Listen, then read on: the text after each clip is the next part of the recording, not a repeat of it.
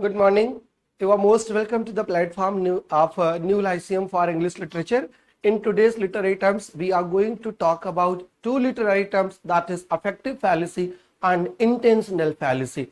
Right, two types of errors. In an essay published in 1946, W.K. Wimsatt and Monroe Beardsley defined the affective fallacy as the error of evaluating a poem by its effect. If affective fallacy is a type of error and we commit the error of affecting fallacy, especially when we are affected by the emotions, especially its emotional effects at the time of interpretation and emotional effects upon the mind of the reader. Right, affective fallacy is a type of error that we commit at the time of interpretation when we have some emotional effect, right, emotional effect upon the mind of the reader, right. As the result of this fallacy, what happens? Poem itself, which is an object, as an object of specifically critical judgment, tends to disappear, so that criticism in impressionism and relativism. If you are affected, if you are impressed by something else at the time of interpretation, then your effect will reflect in your interpretation, and that interpretation will not be a true interpretation. For the sake of true interpretation, you have to be disinterested, you have to be neutral, you don't have to be fallacious, you don't have to be affected by anything else, right. The two critics wrote in direct reaction to the view of I. Richards. I. Richards was also a theoretician and he wrote several books. One of the several books is The Principles of Literary Criticism. And in the principle of literary criticism, he had said that psychology can help us interpret a piece of literature, right. And that theory of affective fallacy, the error of affective fallacy was developed against this I. Richards' theory, principles of literary criticism, that the value of a poem can be measured by the psychological responses it incites in its reader. Psychological responses it incites in the reader. This was the theory of I. A. Richards, and Wimsatt and Beardsley was against this theory. Wimsatt and Beardsley says that affective fallacy is the error of evaluating a poem by its effects. Affective fallacy is the error of evaluating a poem. When we evaluate a poem, we commit an error if we are affected by outer things, external things, especially its emotional effects upon the reader. Affective fallacy is an error when we apply our emotion at the time of interpretation. That is called affective fallacy by Wimsatt and Beardsley. And the second effect, that is second fallacy, that is called intentional fallacy. What is intentional fallacy? Intentional fallacy signifies that when the writer was writing a piece of literature, what was his intention?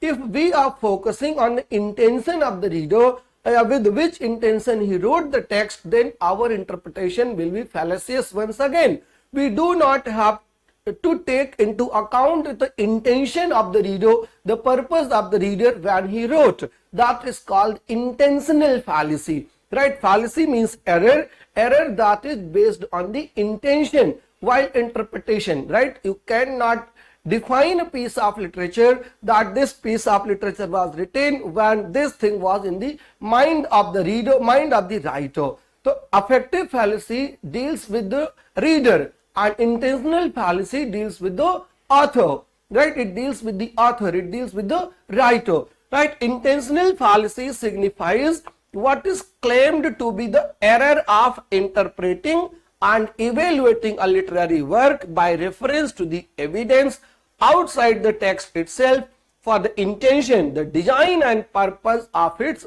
author. The design and purpose of the author do not have any value, do not have any say in the interpretation. Right? Interpretation में उसकी कोई value नहीं होती है.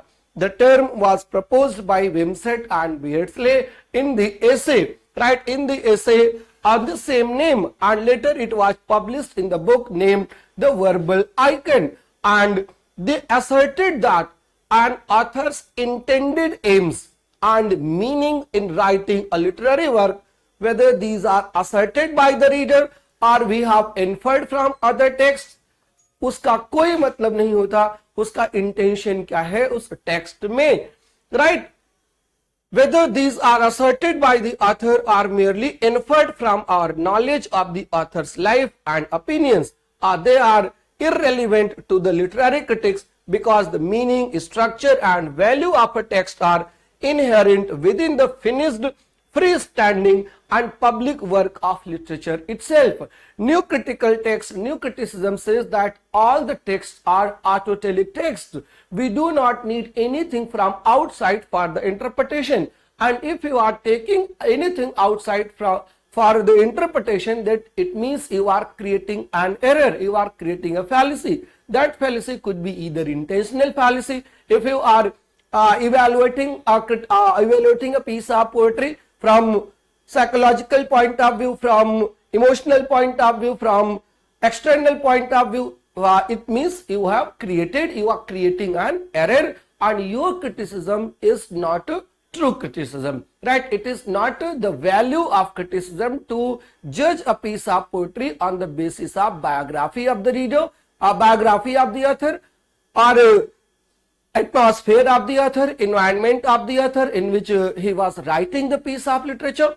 You will create error if you are taking these things into account, right? Affective fallacy and intentional fallacy, both words were coined by the two writers, Beardsley and Wimsatt, in the same essay. Affective fallacy deals with the emotional effect upon the reader. Intentional fallacy deals with the intention of the author while he was reading. So at the time of interpretation, neither we have to be affected by our emotions, nor we have to take into account the intention of the author. Both will be erroneous. Alright, so this was all about the two terms, intentional fallacy and affective fallacy. I hope points would have been clear to you.